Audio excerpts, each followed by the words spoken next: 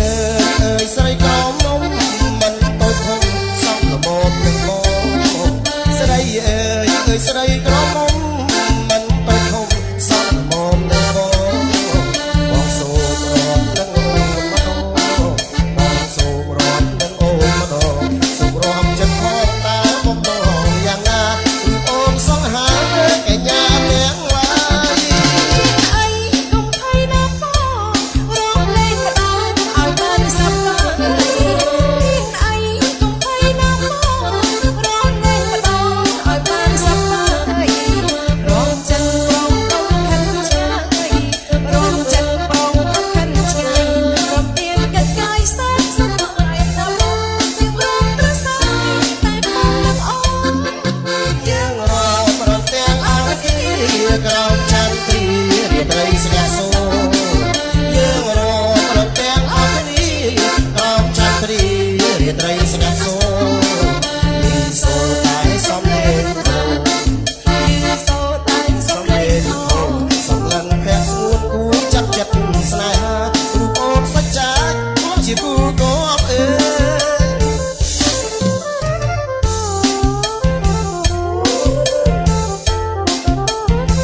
សូមជម្រាបទៅដល់បាច់ចំណោះទូកយើងបាទលោកបងគាត់ផ្ដាំថាបាទកន្លែងជួបជុំនៅខាងឆ្វេងដៃនៅវេទិកាតន្ត្រីបាទយើងជួបជុំចំណោះទូកនៅខាងក្នុងនោះណា